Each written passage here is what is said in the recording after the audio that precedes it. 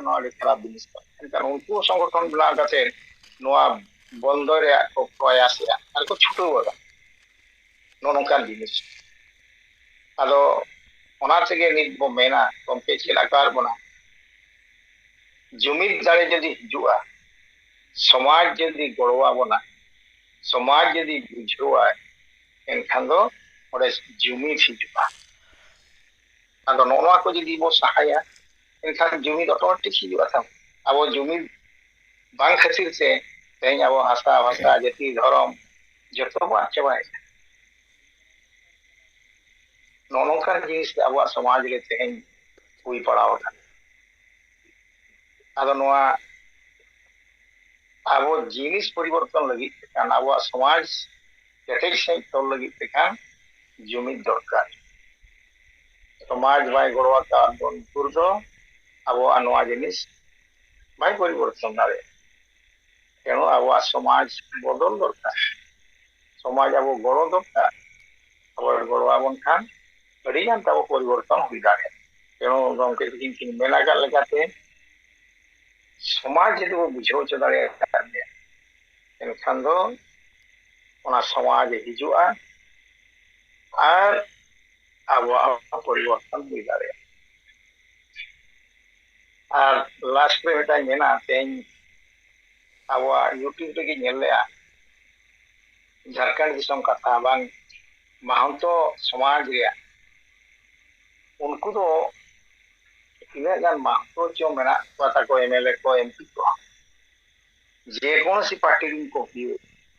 उनको तो आकुआ जहां दरकार जिनिस ओना बेड़ा तो मिदुआ जतो जतो पार्टी ओना दे चेक ताको आले जहां लेका থেকে कोड़े बड़े कौशल थे आले दो मिटांग ये ले बना माने आदिवासी ले बना आदिवासी बना लगी दिखान तो आको समाज गड़ो दरकार सर्वोत्तम दरकार ओना साथे नुकु जो नेता मेना को नुकु ओनारे गड़ो दरकार क्यों आकुरी जहां तीना एमएलए एमपी मेना को आदिवासी बना लगी ते आको गड़ो रे मेना आबोरिन दो महतो चील लेकाते को आदिवासीया ओनारे आको को छुटो आदो आबोरिन समाज चील लेकाते लहा आय समाज को बदला ओना चिंता को दो ओना को आको दो चील लेकाते एड़े अचोआ ओनारे आको को कुरुमुटुया आबोरिन एमएलए एमपी नो अड़ी मारांग मारांग मेना पता वो एक बार से मारांग मारांग ओदरे मेना का नुकु को मेन महतो को आदिवासी लेन आलदा आदिवासी आदो नोनोंगान जिनिस उहर गान लेका अड़ी दुगे बुझेवा महतो जाति उनको जहां पार्टी को ताहे ना को नो लक्ति दरकार ओना लगी ती आप एकजुट करते इतो कुरुमुटे अनि सको चलु का ओका लो जहां बोन को पोसागा अब तो उन जो लोग चेतारे वारिसवा नोनोंका को कमी के दलो तुआ नोनोंका नि तो नेलो कना माने डिजिटल ये आदो नोनोंकान कथा आदो जहां हो मिद बार को कथा नियर के नो आस्तान तो मेन किया मा दिस्ती मा बांग मेन करते नोड़े कथा तेलिंग मुचेत किया मा सलाम को गे गमके तिकिन साथे जहां गे जोड़ाव का सलाम को गे इन पाटा से पूजा सिंगल सिंगल जोहार कल काते मुचेर सलाम को गे जोहार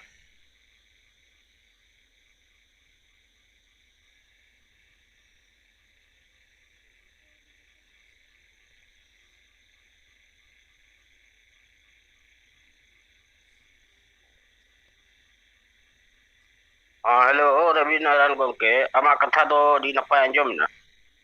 ओना ये तड़ी थोड़ा वादो इnya anjom kana sa bang hello ना मुश्किल हां गमके अड़ी नपाय अंजम कगड़ी कटा से थोड़ा गत खाटो ते इन मदन मुर्मू महेशपुर बाकुड़ झारखंड संथाल बरगना परमंडल महासचिव सेंगल मुजी बरगना मंडवा आदो नि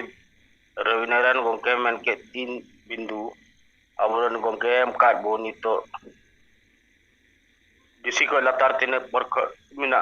ओना करे जतो एमो रिया आदो होला दो अले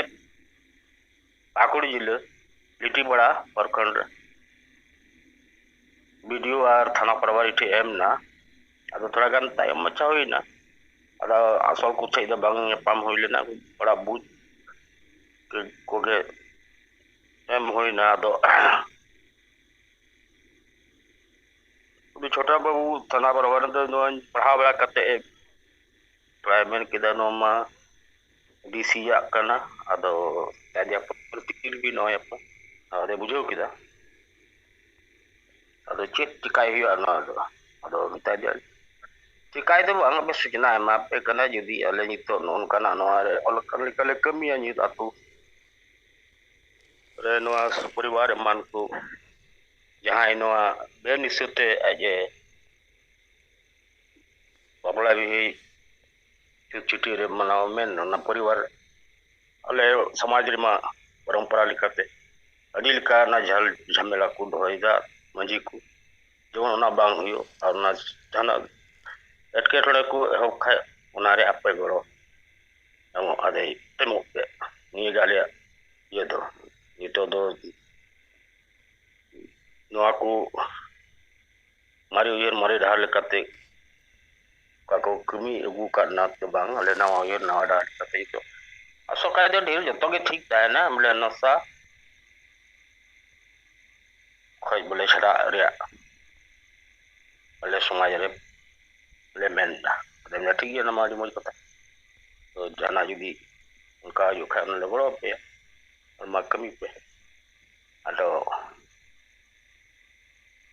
उनालिका एम मा हुईना अदो itu थोड़ा मिक्के मिना इरन को और बखान या मेन लिका दे जो जिले रे जो बरखंड रे एम अदो और tinggal मरा हुई बड़ा ना अदो राति को महाशय को ना को ना ड्राप कुमा व्हाट्सएप रे तारा मा जोटुम वार में एम बड़ाव कर पादो नागे मिता को मा को थोड़ा नवा नि तो हैंड बिल थोड़ा बनाओ रिया गोटाव कना तो किछु गड़ो तबन पे बरिया गान महाशय मारे मन बड़ा होइना इंदो इनसे को अदो ठीक गया नरे थोड़ा ले गड़ो गया तो उनका कोशिश सर रूम टूल खाए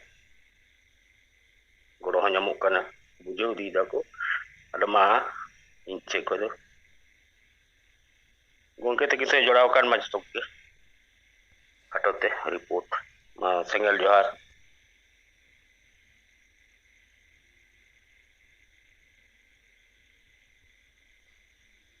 gongke ja anjon na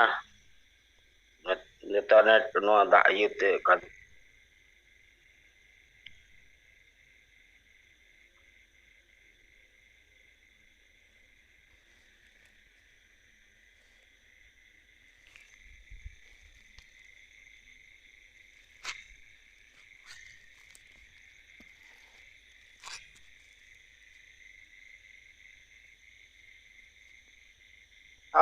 Kalau jangan udah ada biasanya jawaban tiga mak ya.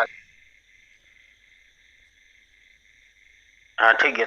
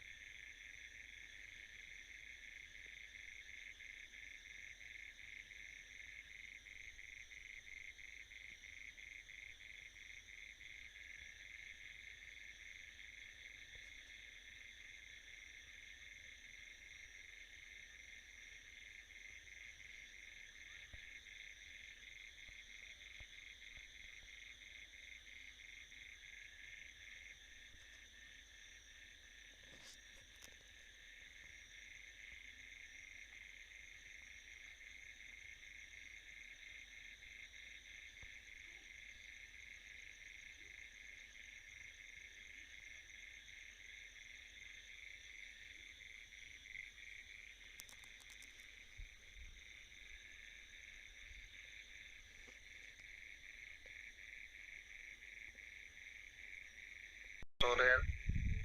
और मदन मुर्मू इना कथाᱧ आंजम किया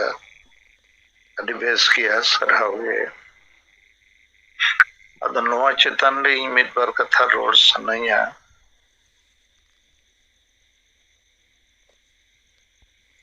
प्रथम विचार रे कथा दो नोआ कना चे आदिवासी समस्या और समाधान दो चेत कना ओना बुझाव दरकार समस्या तो अब आशा बसा जाति धर्म रोजगार को बचाओ नोआ जुदी बाबू बचाओ दाड़िया नित बाय बचा कना तो नोआ गे कना समस्या और नोआ समस्या को समाधान उडोक सना हुआ ina kana वो जुमिद तगे हुआ मारांग जुमिद लाख लाख होड़ा जुमिद और ओना मारांग जुमिद बनाव लगी ते तो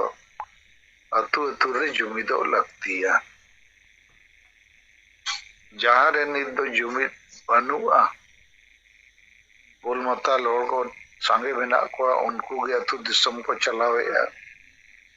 माजी को होता वो संगे बोल मता लोग को के मेरा को तो अतु रे जुदी जुमिद बाही हुआ नखन मारंग जुमिद हम बाय बिना और नोआ जुमिद बनाव रे जहां जंगे तरम मेना ओना के समाज सुधर माजी परगना व्यवस्था रे सुधर हुआ निशा को चावाया वोट रे वैल्यू बुझावा महिला को अधिकार और सशक्तिकरण रे गड़ोआ और ओलो पढ़ा चक्री नौकरी आबोरेन आदिवासी को अब समाज तन मन धन ते को गड़ोआ इन खान अतु रे जुमिद हो बेना दाड़े बिना और ओना जुमिद दाड़े तेगे अबो अबो आशा बसा जाति धर्म मारंग गुरु को बचाव दाड़े नित दो ओका अतु रे हो जुमिद बनुआ और ओनाते मारंग गुरु अखरिन ना रेज ना चेत हो बाबू चिका दाड़िया और चेत हो बाबू चिका दाड़िया कारण अब ठेन ओना बुद्धि विचार जुमिद बनुआ ओका अतु रे हो बनुआ इनखान दिसोम रे चेल करे जुमिद बिना नो हुईना मिटंग विचार कथा दोसर कथा तो नो जे चिट्ठी पे एमा को कना माजी परगना व्यवस्था रे जनतांत्रिक और संवैधानिक सुधर लगी अदो इन संगे आंजमेर पेया उनी ऑफिसर में बोले नाम लेते आज क्लर्क ले मातिया बड़ा बाबू ले मातिया थाना रिनी सेकेंड बाबू ले मातिया नोरे मतलब तो आपे आपे कमी तो बापे पुरोला अरे जहां हेड है ना उन्हें तो जिम्मेदार होड़ कना है उन्हें बुझावे तबे तो लतार रे नोड़े बुझाव को आदा नो दो एम गिडी का एम पे एम या अडिगान हो तो एम गिडी रे जिनिस तो बांग कना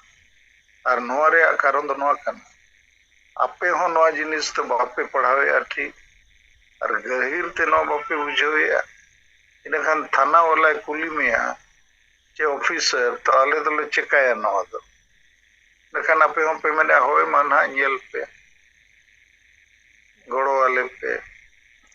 ओनारे मने दो आपे मने जीवी रे ओना रगी ओना तेतांग सुधर रे तेतांग ना बनुआ अदो चेत बो मैंने नोरे पिया पॉइंट में ना चे नोआ माजी परगना व्यवस्था रे जनतांत्रिक सुधर हुई दरकार जनतांत्रिक माने जेते होड़ते अच्छा मानुई माची परंपरा नुतुम ते नई दो राजाई बेटा राजाई बनाव कना और सख्तोय बुलुआ बाय ऑल पढ़ाव कना इनखान अतुरिन होड़ नई चेल लेकारे लीडरशिप एम दाड़िया कोआ एमा गुंडागर्दी चलाव का मन मर्जी कमी कना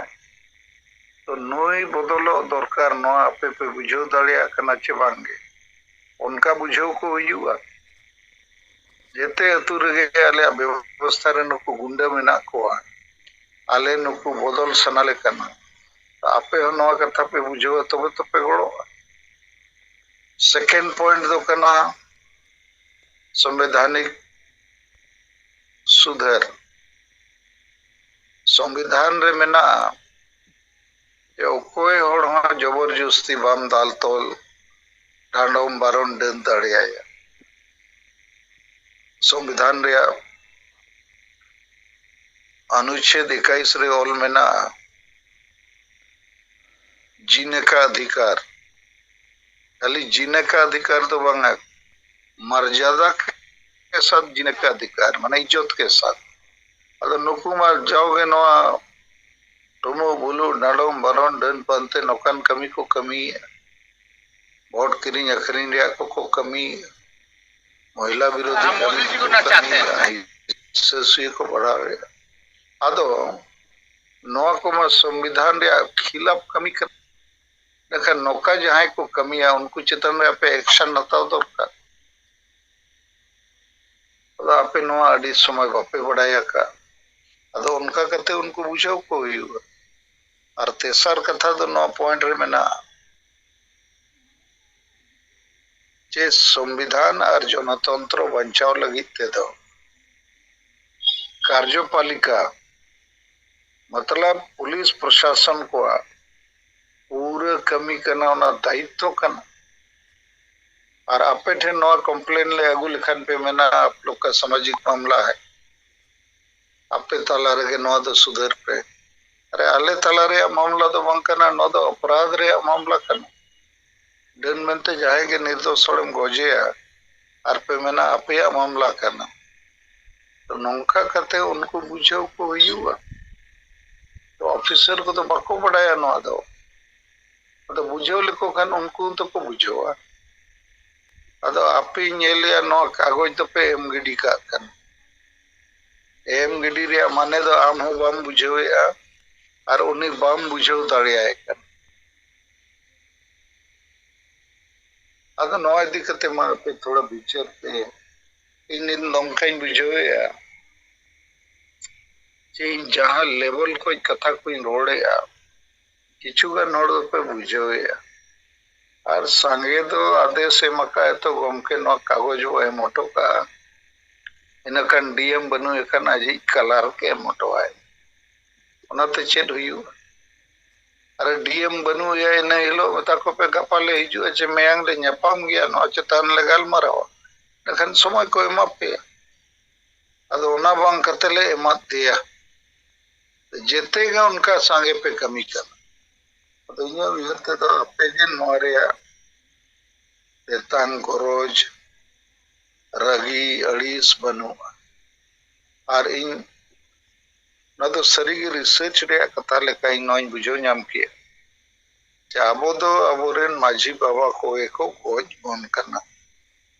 तो मारे बहो को और नुकु के को ताहना माने बंचाव तो मुश्किल मारांग बुरु दो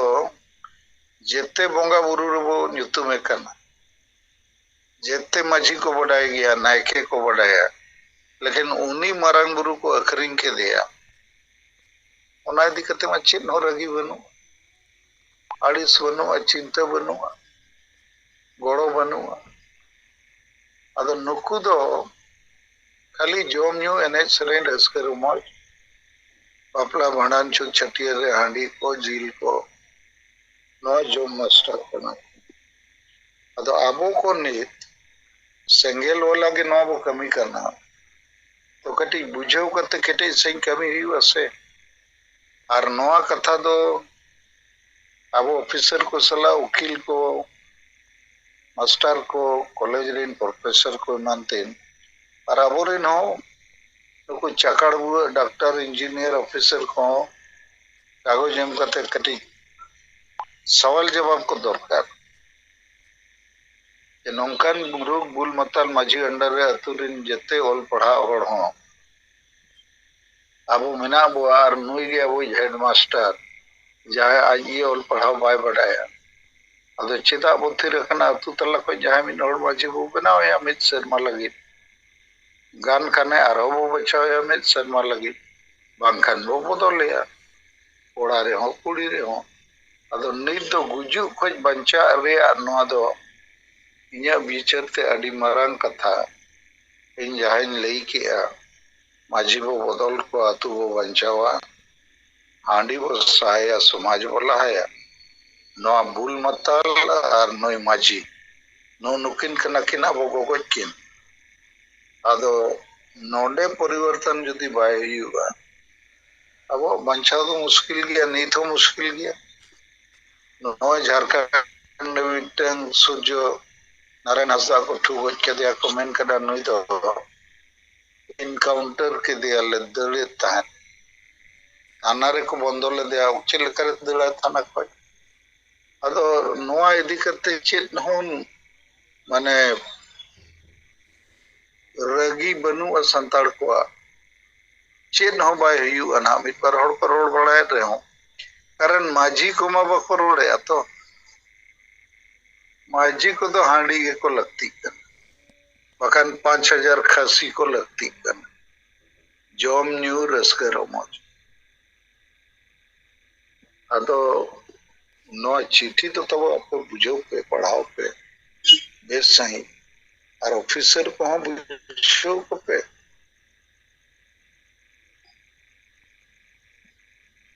लेकिन इन बड़ा इन पे नो बापे बुझो तड़िया कर ये को बुझो तड़िया करना ने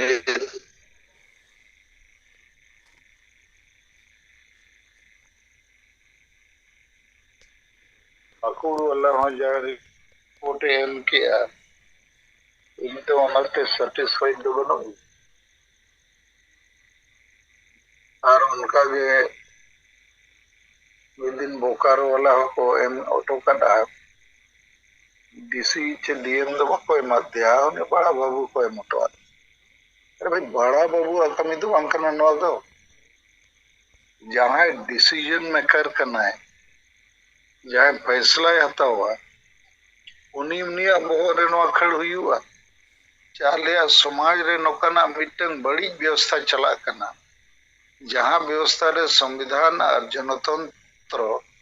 गोजे आको गोगोज को अतुरिन हेड को बनाओ करना नखन को बुझो से अरे बुझो लेखन उनिया बहुत रे कमी आए नौका हुई करना अगर नहीं तो उनको बढ़ा के बको बढ़ाया और बड़ा बाबू कागज पे मिटवाया उन्हें तो चिट चिकाया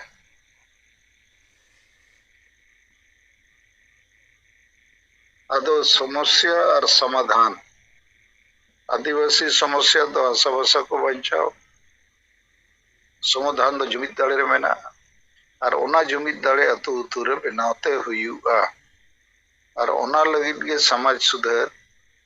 माझी बो बदल को निसब चबाया वोट रे वो विचारा महिला को वो ओड़ो को आगाते को और लो पढ़ा नौकरी पेशा वाला और को समाज चलाबो जोड़ाव को जेमन तन मन धनते को गोड़ो मादो नो कमी को दो स्टेप वाइज कमी ले ना अब समाज बंचा अदो नीद दो नो समाज दो बंचा और तो बनो आबो के थोड़ा बहुत तो कमी अब चेष्टा है अदो मिटबार और तो अडी सीरियसली पे कमी करना जैसे नारायण मुर्मू उड़ीसा पनत परगना दिन रात लगाव कना और किछु गन वहां पे लगाव कन गया लेकिन जहां तीना मारांग ते सेंगल जुलू कना बुरु रे और इनी कदो मिटन कोना रे मेना और दो मेना बुआ लेकिन इनी के बम बढ़ाया ओकारे दा दुल दरकार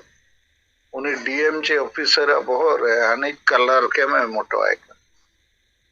बांगले एम किया अदो नौकान कमी ते तो बाय कनो जोर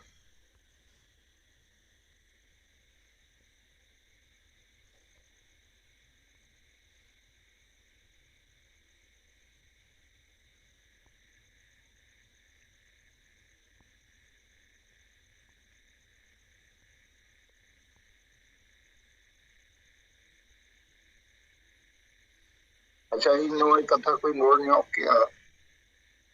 नोआ इदी कते आपे को जाय पे रोड ᱧᱚᱜ लेखान विचार को वखन कथा को ठीक रोड़े अच्छे बान और आबुआ समाज दो नित दो माने अंधा में काना राजा जेते काना लेका मेना बुआ और तिना गन आदिवासी एमएलए एमपी को राजनीति को जहां पार्टी रिन गे समाज संगठन को समाज उथनवे को मीटिंग को चकाया को लेकिन समाज सुधर रे बाको कमी करना जो माझी को गज बन करना नुको भूल मतल माझी ओना चितान बाको रोड़े निसे बो चबाया बेरल दा वो उपयोग ओना बाको रोड़े भोट चेदा एमो दरकार उको एमो दरकार ओना बाको रोड़े महिला अधिकार वांग नौकरी पेशा वाला स्टूडेंट को थीर करना कोई बॉल एने डरमा नेल हाना नवारे ते नो परिस्थिति रे आबो के वो कमी करना अब आबो जहाँ तिने वो कमी करना उनको है बेसई वो कमी लिखान प्रभाव आरो ढेर बढ़ा और नो जो चिट्ठी बनावत पिया न तो मामूली चिट्ठी तो बना कर न तो डीएम एसपी को और उना अंडर जेते ऑफिसर को जो समाज रिन दिकू हड़ को पढ़ाओ करते बहु अचुरुआ तक को अदो आपे आगे बहु बाय ठीक करना तो उनते उनको बहु बापे अचुर दाड़िया करना अच्छा इन कथा को ठीक अंजम न चमांग तो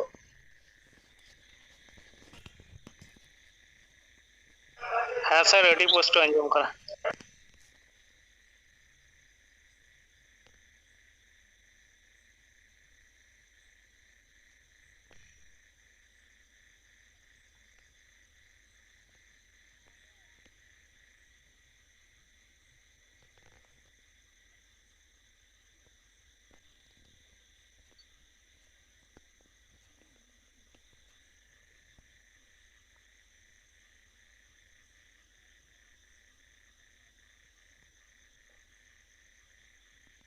साहेब और मैडम साथे सनाम को अली सेंगल जोहार अली मंगल टुडू जामशेदपुर झारखंड खन एक बार कथा अली दो सनाय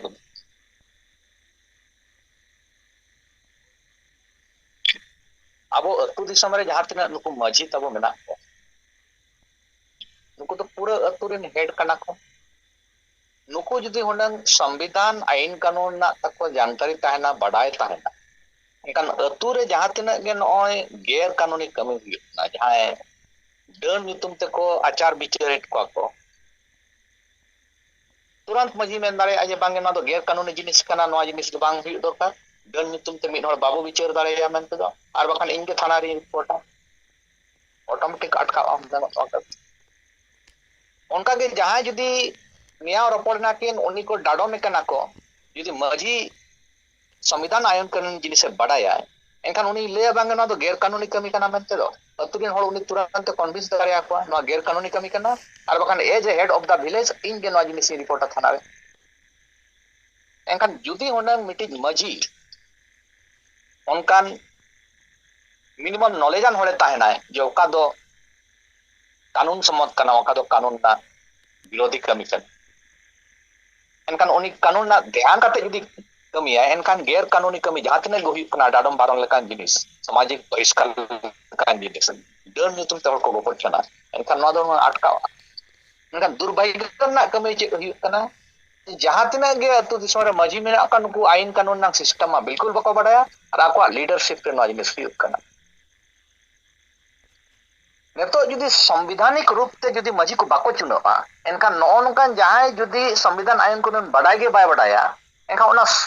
उनी सत्ता रे आरे दुरुप कना उनी ओचोगो आई चिकते जुदी सिस्टम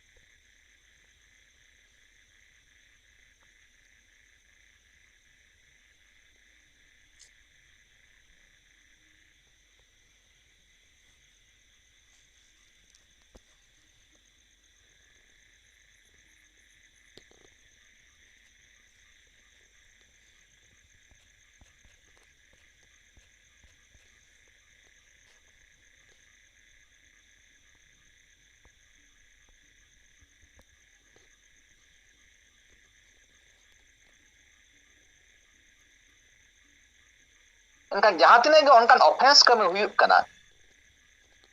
दन ᱧᱩᱛᱩᱢ ᱛᱮᱠᱚ ᱜᱚᱡᱮᱫ ᱠᱚᱣᱟ ᱪᱮᱠᱚ सामाजिक बहिष्कार करते मिड हर उना आजा right to live with dignity को हननेत ताया को एखान ओनकान क्षेत्र रे दो मजी हो ओना दि बराबरी का ऑफेंस माने गुनाहगार लेका उनी दो ओना रे मेसा दरकार उनी हो हनिया जहां को गुनाह का उनी साथे नुया अरेस्टिंग की दरकार चेदा आजा लीडरशिप रे आजा अंडर रे हुयुक कना और आज जुदी हेड ऑफ द विलेज कनाय और आजा देखरेख जुदी आजा अतु रे मिटी गैर कानूनी काम हुयुक कना गुनाहगार काम हुयुक कना आईपीसी ना उल्लंघन हुयुक कना एनकान उनी हो ओना नि बराबर जिम्मेदारी कना उनको ओना अरेस्टिंग हो जिस दिन पुलिस प्रशासन नुकु मजी को चेतान रहे एक्शन हटावा कड़ाई हटावा कि आपके गांव में अगर आप अपने को लीडरशिप मानते हो और आपके गांव में हत्या जैसा काम होगा रेप जैसा काम होगा डायन के रूप में किसी को प्रताड़ित किया जाएगा सामाजिक बहिष्कार जैसा काम किया जाएगा तो आपको भी बराबर का जिम्मेदार माना जाएगा और आपके ऊपर भी एक्शन लिया जाएगा यदि प्रशासन नवा जिनिस हताव को एहोबा एनखान नियत नुकु मजी आको तेगे बतर काते को उयहरा बांगे होना तो गैर कानूनी कमी कना ऑटोमेटिक नवा जिनिस परिवर्तन आदो नवा अब पुलिस प्रशासन यदि बो कन्विंस दाड़िया को जे आले अतु से गोटा दिसम रगे माने राज प्रथा लेकान को मेना को आ नुकुआ देख रे मिटी कानून और मानव अधिकार नांग हाना पितरा नो कायदे निस को ओना जिनिस उनको कन्विंस दाड़िया को उनको जो ना रे एक्शन को हताओ को इखान नवा जिनिस रे अडिगान मिटी प्रभाव हुई लेका ले परेया न जहां तिना गे ऑर्गेनाइजेशन चला कना जेमन मिटी रेल मिटी मेना उना बरंग ऑर्गेनाइजेशन कना रेल रे जुदी जहां रे रेल ना दुर्घटना हुईवा एनकान ओना ने जहां हेड ऑफिसर तान कना उनी चिता रे एक्शन पड़ावा और उनी ओडे कोने ट्रांसफर होय बखन सस्पेंड होआ जेहेतु आज दिन सबऑर्डिनेटेड जहां स्टाफ को भूल लगा को उनको भूल ते मिटी घटना घटावा कना एक्सीडेंट हुई कना मेन खान ओना ने जहां इंचार्ज कना उनी चिता रे अडी मरंग मिटी एक्शन हुईवा और उनी ट्रांसफर होता हुईआ आजा सीआर होता है सर्विस रिकॉर्ड होता है खराब हुआ अडी गान उनी चिता रे माने पनिशमेंट हुईवा आदो उनका के जुदी अतुर रे मिटी हेड कना और अतुर रे मिटी डन युतुम होते हर को गोजिया तो एनखान ओना ना एक्शन दो मजी टनो हुई दरकार आदो नवा जिनिस जुदी पुलिस प्रशासन बो बुझावा को ये नोंका आले अतु दिसम रे गैर कानूनी कमी हुई कना मिटी मजी अंडर रे अनु को जेते राजतंत्र लेका मिटी मजी को मेना को जुदी जहां अतुरे उनकान गैर कानूनी कमी हुआ बराबर का पनिशमेंट एक मजी चितान हो जुदी प्रशासन को नवा कमी को एहवा को एनखान अडिगान मजी तानम को ठीक है बांगे ओहो मिटी जिम्मेदार व्यक्ति जुदी ताहेना एनखान कानून सम्मत रे चला हुयमा और बाखान दो गैर कानूनी रूप से आमा अतुरे हुई खान दो एक्शन हुआ जीवन चला दरकार आदो अलिया उयर ते नवा जिनिस को कन्विंस को खान पालन अडी नापायोआ साहेब तिकिन ठीक गिकिन लिया बन कना अडिगान जिनिस अब पालन बाबू बुझाव दाड़िया कना ओना ठीक मतो बुझाव काते अब साहेब को उनको प्रशासन हर को अब बुझाव हुई बना या अब समाज दिन हर होना जिनिस बुझाव हुई बना ये अतुरे जहां तब चला कना गैर कानूनी जिनिस हुई कना नदे ओकल करे जनतांत्रिक रूप ते अब समाज दिन मजी को चुनाव को याते मिटी कानून संविधान मानव अधिकार नवा जिनिस को हलो मा मेनते दो अदो मा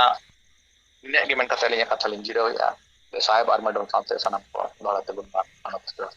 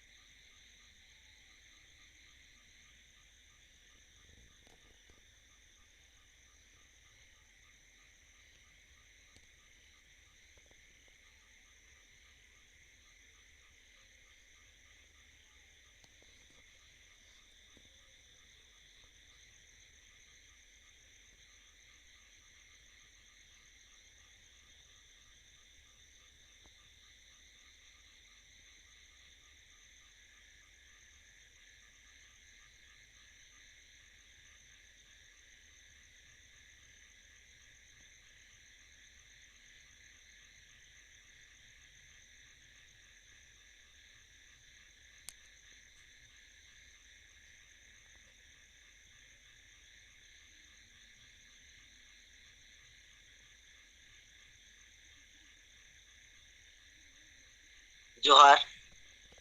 इन पश्चिम बांगला पनत खय बीरभूम टीईए रेन प्रेसिडेंट सुकुल मुर्मू गंकेया उयहर दाराम बखराते मिबार कथाई रड़े तबना रड़ राहारे मारांगते गंके तकिन बनाहरगी इन्या हुलसा जोहार चाल कते और नोआ जूम मीटिंग रे जतो हरगी हुल सही जोहारिन चालाको कना गंके जहां के कथाई लई के तबना अबो सांगी जहां बीडीओ एसडीओ थाना ओसी को बन चाला कोआ नोआ अबो पेया एजेंडा पेया जहां दी खुदी से अमका बुना उना चितान रे आले ले लई सांगी वीडियो को सते 1 घंटा गान कते कम से कम ले दुड़ुब बड़ायना ओंडे उनको नुआ को उयहर दाराम रेना कथा लया को आले जे जहां अबो आदिवासी समाज चितान रे स्वशासन व्यवस्था नितुम ते स्वशोषण चला खाना नुआ रे उनको हो उयहर चे कारण नुआ दो शुधु आदिवासी मामला तो बांग कना नुआ दो जोतो जति साथे जोड़ाव जपड़ाव कान संविधानिक जहां अबुआ हक अइदर से नुआ संविधान ठीक मतो अबो चितान रे बांग मानाव बता कना नुआ को चितान रे उनको आबार आले हम एक बार कुकली ले दोहाव को कना ओंडे ले मिता को कना नॉय जे हिस्से सुया डन पानते नुआ चितान रे आयमा गोगो को चितान रे गोगो तको चितान रे नाहाचार फेर हजू कना नुआ करे हो तो आले ले कमीदा आपे प्रशासनिक खय आपे तिना दायित्व मेना तिना गान पे पालन एदा नुआ को कथा हले रोड रकाबा कोआ और सांगी थाना रेन जहां को ड्यूटी ऑफिसर को तहा कान आले कथा दी नापाय तिगे को अंजम के तलेया और आको को मेन केदा ठीक गया आपे कोनो जदी प्रोग्राम पे सापड़ावा आले पे ले आलेया आपे हो आले सते ले संगे पिया और आपे जहां कमी होरा आपे उना जायगा रे যথেষ্ট ভাবে আলে সহযোগিতা ले मा पिया उन्हें को हरनी जहां पे जेदिन पे गोटाया उन्हें आले आले तरफ खय आले हले आलोचनाया उना सतेते आपे हो आलोचना तबन पे और नोआरे वीडियो साहेब को मेता लिया जे नोआरे गोगोता को गे सांगे को हजू कना नोआ हंडी बंदो बखराते आइमा वीडियो ठे डेपुटेशन को होई बड़ाव कना सांगी वीडियो को आले को मेता लिया ठीक गया आपे नुको गोगोता को चितान रे आपे दायित्व मा को पे उनको आले सते को जोगाजोग दा और उनको सते आपे जोगाजोग करते बेस माछा आलोचना पे एवं आले दरकार हो खाय आले हो समय रे ले आले पे आले होले बड़ो पे तो नोका गे प्रत्येकटी वीडियो ऑफिस और नोआ थाना रेन ड्यूटी ऑफिसर को सते गालमारा होई कना ओसी को दो बाले नामा का कोआ सांगी ऑफिसर गे आले सते एडी को माने सहयोगिता रना ती को ला अगु का तबना और मिटेन चार्ट को मेना को मेन केदा जे कम से कम आले 15 दिन लारे पे ले आलेया और जतो हट दिए की नोबुन कमी आदो मा निना मेन केते की इन्या नोआ गटी माछा रिपोर्ट आकारते नोआई चाल के तबना जतो हर गे दोरहाते जोहार एम केते इन्या वक्तव्य नोडगी मुचारे तबना जोहार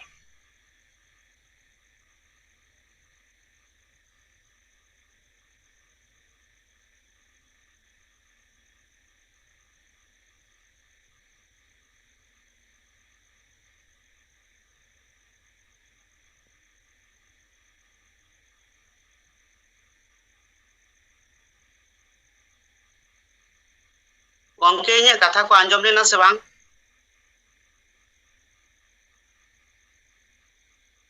आंजोमेना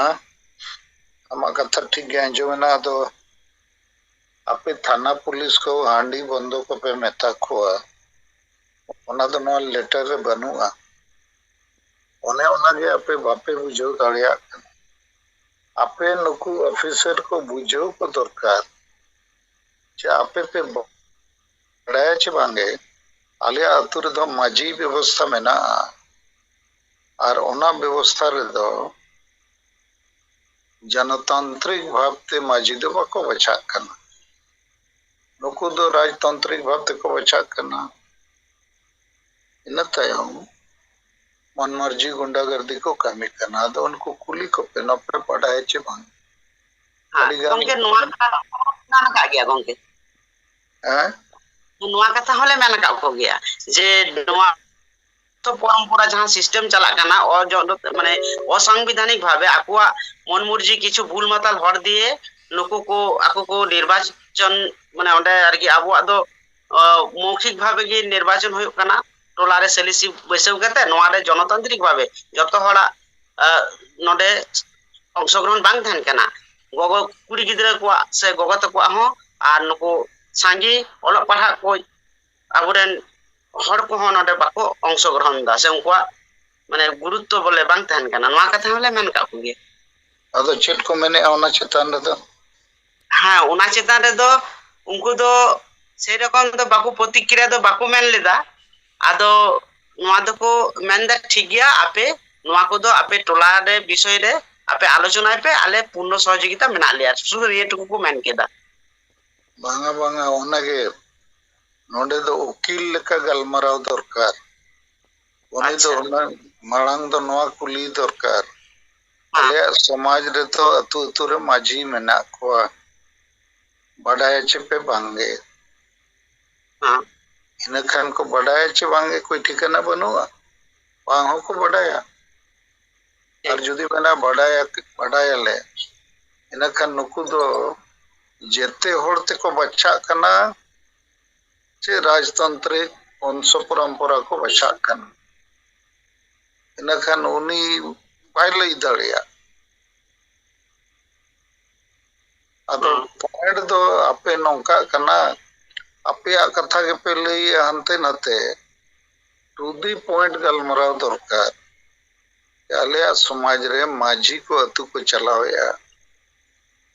ओना पे बढ़ाए छे बांगे फिर नुकु दो वंश परंपरागत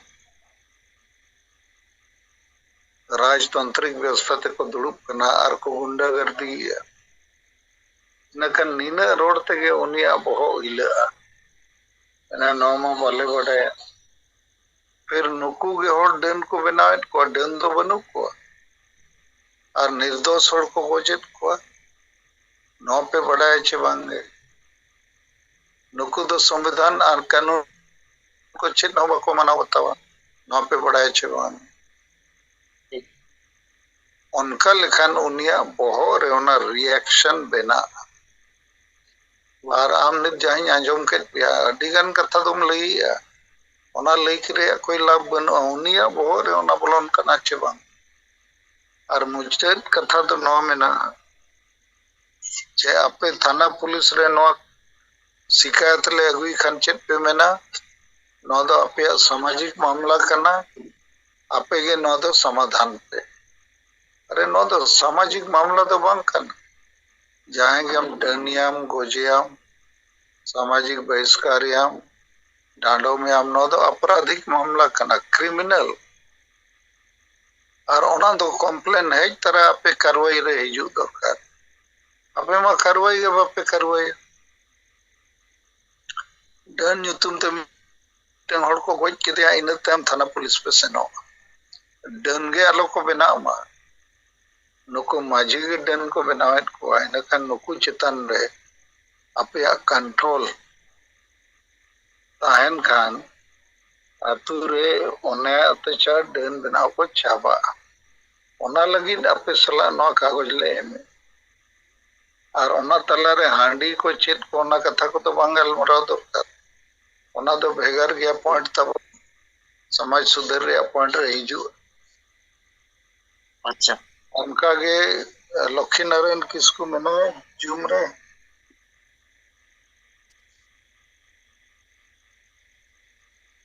हेलो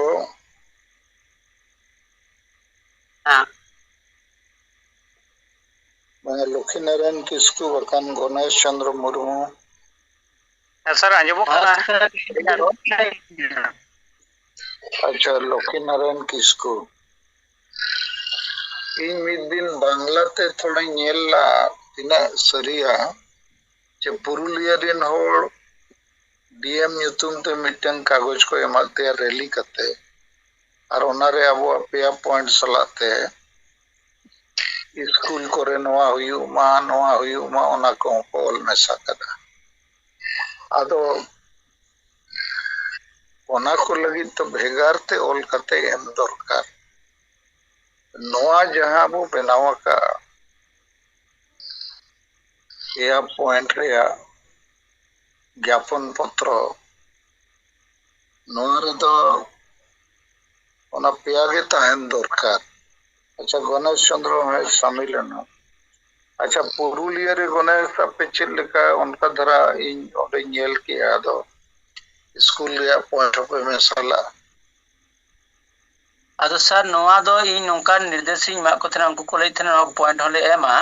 बारिया मेमोरेंडम बनावे मिता को थेना जापे बारिया मेमोरेंडम बनाओ पे मिटे दो नोय साहेब जहां पेया पॉइंट अते एलिए का नोआ मिटे मेमोरेंडम नोआ चिता रे मिटे आपे कथा दो होय पे और आपे ओका लोकल इशू हिनान ओना लोकल इशू रे आदो अलग मेमोरेंडम दो होय पे और नोंका भाव कथा आपे नोआ मेमोरेंडम दो एम पे लेकिन उनको जहां स्टेटमेंट को एम का ओना रे दो किंतु टोटली सप्ता को रोड कदा लेकिन नोआ अबुआ समाज रे कथा दो पुलिस प्रशासन ते जहां को एम कदा ओंडे तिना गे कथा दो को रकाब कदा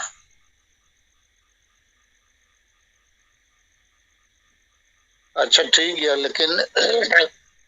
आमा कथा ते नित प्रमाणित तो कना चे उनको तो लोकल समस्या हो ना सला को में आदो उनका ते चित चिका जाबो संविधान रे अब कलमराव जनतंत्र रे अब कलमराव पुलिस प्रशासन नो को बुझो मा नो चितान रे हस्तक्षेप मको ओना सलाते हम स्कूल रे आर जे चापाकल कोरना मोल का इनका नो मा संविधान कानून जनतंत्र को जते चाबायन ना दागे न्यूय में हाडी गे न्यूय में तो नो को थोड़ा ध्यान एम पे माने इन उनका बुझावे अब संगठन तो ठीक गया इन विचार को ठीक गया मापे करना लेकिन नोआ जहां कैरी आउट को मिता कैरी फॉरवर्ड ओना तो बाय हुयु कना ओना अभी अपे बुझो दाड़े कम गया और जहां लिखा ओना केटे सही बुझो कते ऑफिसर को एमा को दरकार ऑफिसर को रोहित रे तो बांगे उनको अडी नरम इयते मेता को दरकार अच्छा नोआ पे अंजम का अच्छे बांगे बढ़ाए चेपे बांगे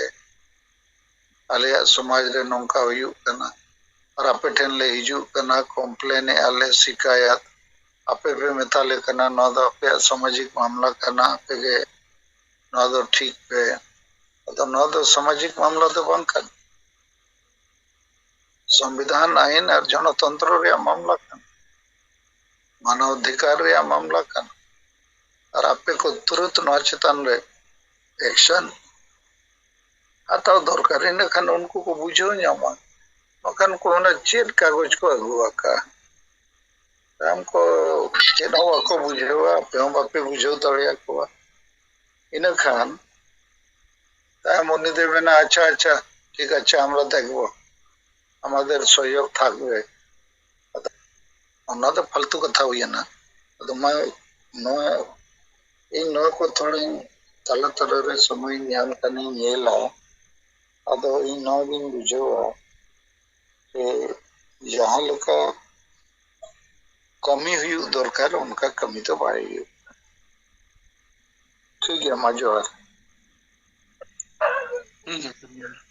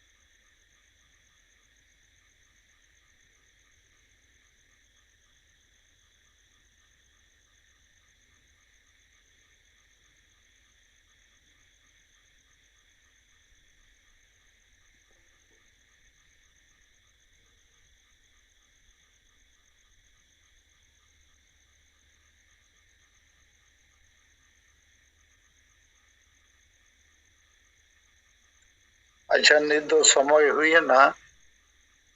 तेना सिंगड़ जूम दो नोडे वो जीरो जुदी जहां जाना और फिर उड़ा